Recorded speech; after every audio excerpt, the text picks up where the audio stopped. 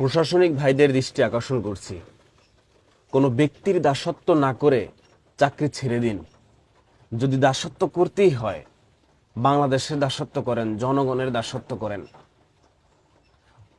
কালকে থেকে কি পরিমাণ মেইল আসছে যে ভাই কিছু বলতে পারি না, ভাই কিছু বলতে হবে না, চাকরি ছেড়ে দেন।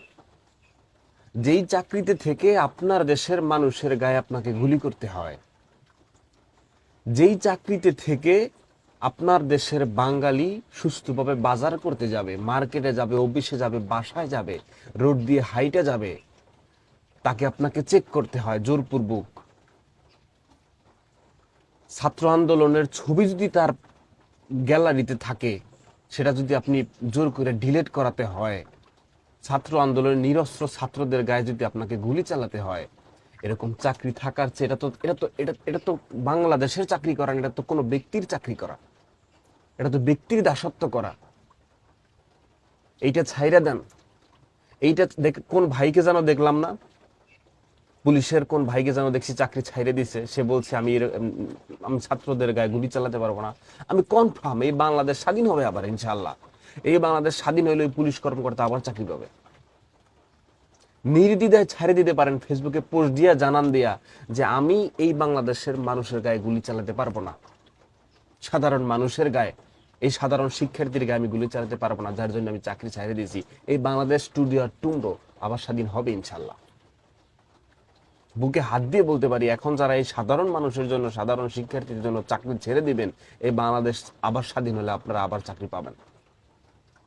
দেশে এখন 71 সাল চলে, দেশে এখন যুদ্ধ চলে, স্রেফ স্পষ্ট পাঁচাটা সুযোগ নেই, দেশে এখন যুদ্ধ চলে। দেখেন না 71 সালে কি হয়েছিল, যাচ্ছে মানুষ চেক করতেছে, পরে যদি আন্দোলনের ছবি পায় সেই রাজাকার, বিষয়টা এরকম হয়ে গেছে।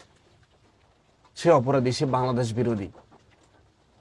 অথচ বাংলাদেশের সমস্ত পর্যায়ের, সমস্ত স্থানের, সমস্ত ডিপার্টমেন্টের মানুষ এই সাধারণ মানুষের পক্ষে, সাধারণ শিক্ষার্থীর পক্ষে এইটা রাষ্ট্র সংস্করণ চায়। কোটা সংস্করণ থেকে এখন রাষ্ট্র সংস্করণ গেছে যে আমরা পরিবর্তন চাই।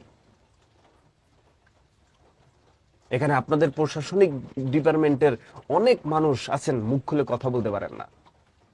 বরিশাল বিশ্ববিদ্যালয়ের সামনে যখন আমি ছিলাম, 2জন পুলিশ কর্মকর্তা আসছে সিভিলে এসে আমার ভিডিও ফুটেজের ভিতরে আছে কিনা আমি জানি না, আমাকে ডাইকে নিয়ে গেছে, পিছনে পিছনে ডাইকে নিয়ে গিয়ে তারপরে আমাকে কথা বলছে, ভাই আমরা পুলিশ সদস্য, 2 দিন পরে এখানে আমার ডিউটি পড়বে। বুকে হাত দিয়ে বলছি, এক ফোঁটা পরিমাণ যদি মিথ্যা কথা বলি, আল্লাহ তাআলা যখন সাথে সাথে গজব পালায়।